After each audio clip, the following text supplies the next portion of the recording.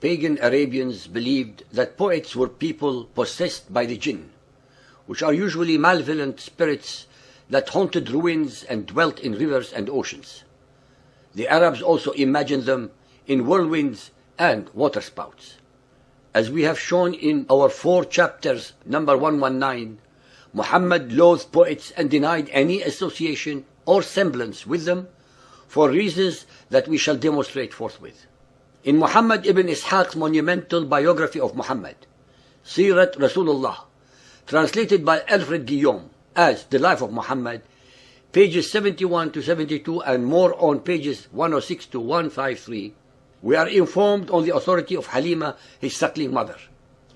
Some months after our return, he and his brother were with our lambs behind the tents, when his brother came running and said to us, "2 men clothed in white have seized the Qurayshi brother of mine and thrown him down and opened his belly and are stirring him up." We ran towards him and found him standing up with a livid face. We took hold of him and asked him what was the matter. He said, "2 men with white raiment came and threw me down and opened up my belly and searched therein for I know not what." So we took him back to our tent. My husband said to me, "I'm afraid that this child has had a stroke, so take him back to his family before the result appears." So we picked him up and took him to his mother, who asked why we had brought him when I had been anxious for his welfare and desirous of keeping him with me. She asked me what happened and gave me no peace until I told her. When she asked if I feared a demon possessed him, I replied that I did. She answered that no demon had any power over her son, who had a great future before him. And then she told me how when she was pregnant with him, a light went out from her which illuminated the castles of Busra and Syria.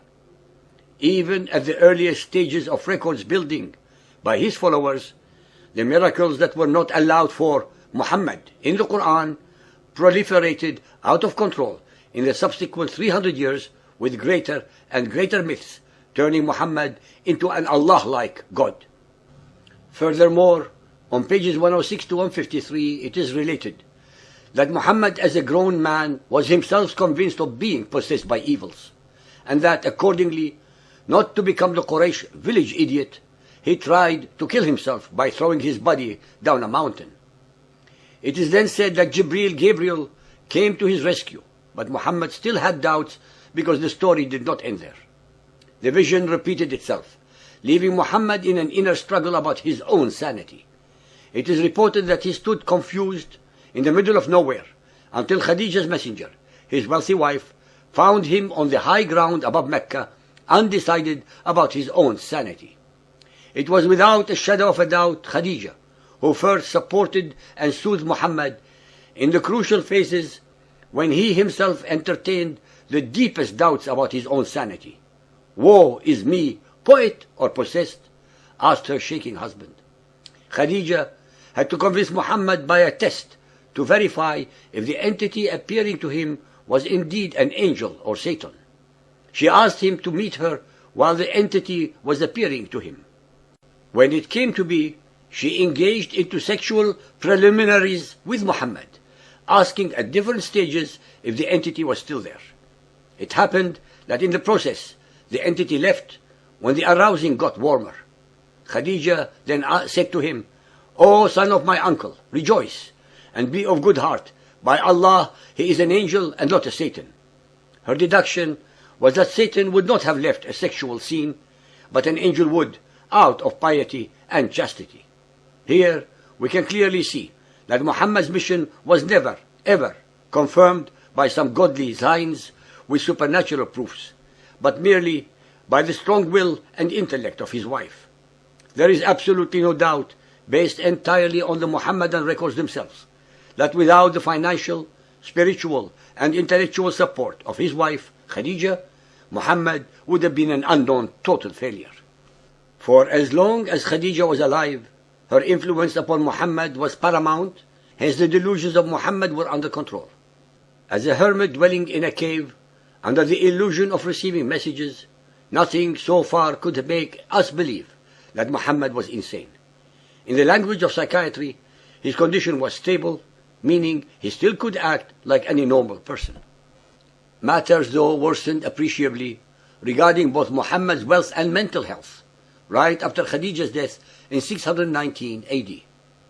On one more occasion only, that of the satanic verses, would Muhammad have doubts about his perceived divine mission.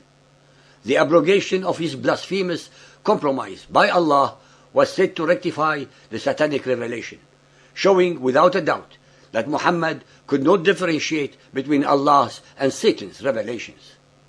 Clearly, as far as the Meccans were concerned, they thought that Muhammad suffered from some mental illness or ghost possession. They called him a dreamer, a fanciful poet, enchanted, like in the Quran 21.5, 36.69, 52.30. It was because they considered him mentally disturbed that they did not attempt to kill him, although he was insulting, denigrating, and humiliating their religion and traditions. To explain away his tribe's denial of him, with his usual dishonesty, Muhammad indulged in inserting in his Quran verses of contorted logic as he brings some non-existent alleged examples of biblical prophets likewise accused. Quran 51.52, 23.25, 26.26, and so on. As we have assiduously demonstrated in several of our chapters, Muhammad belongs more to the field of psychiatry than to the world of spirituality. The neuropathological foundations of his hallucinations are amazingly easy to identify. His acute megalomania comes from his desolate, shattered, and unloved childhood in an overcompensating phenomenon. A narcissist is a person who has not received enough love in his childhood, who is incapable of love, but instead craves attention, respect, and recognition. He sees his own worth in the way others view him. Without that recognition, he is a nobody. He becomes manipulative and a pathological liar. Narcissists are grandiose dreamers. They want to conquer the world and dominate everyone. Only in their megalomaniac reveries would they find their narcissistic supply. Their goals always have to do with domination, power, subjugation, and respect. They wither and die if they are neglected. Narcissists often seek alibis to impose their control over their unwary victims. For Hitler, it was the party and race. For Mussolini, it was fascism or the unity of the nation against others. And for Muhammad, it was his cult belief system against all others. These causes are just tools in the hands of their manipulators in their quest for absolute power. Instead of promoting themselves, the narcissists promote a cause, an ideology, or a belief system, while presenting themselves as the only authority and representative of these causes and the only saviors of their people. Muhammad could not have asked anyone to obey him, but he could easily demand his followers to obey Allah and his messenger. Al-Tur 52.29, Therefore, proclaim thou the praises of thy Lord, for by the grace of thy Lord thou art no vulgar soothsayer, nor art thou one possessed. Or do they say, a poet, we await for him some calamity hatched by time. Al-Haqqa 69.41, It is not the word of a poet, little it is, ye believe. Al-Anbiya 21.5, Nay, they say, these are medleys of dreams. Nay, he forged it. Nay, he is but a poet. Let him then bring us a sign, like the ones that were sent to prophets of old. Al-Saffat 37.35, For they, when they were told that there is no God except Allah, would puff themselves up with pride, and say, What? Shall we give up our gods for the sake of a poet possessed? Al-Duhduha 93.3, The guardian Lord hath not forsaken thee, nor is he displeased. And verily, the hereafter will be better for thee than the present. And soon will thy guardian Lord give thee, thou shalt well be pleased. Did he not find thee an orphan, and give thee shelter and care? And he found thee wandering, and he gave thee guidance. And he found thee indeed, and made thee independent. These verses reflect Muhammad's state of mind when he thought that his revelations had stopped. When they started again, he put up these verses, reminiscing upon his orphaned and destitute childhood.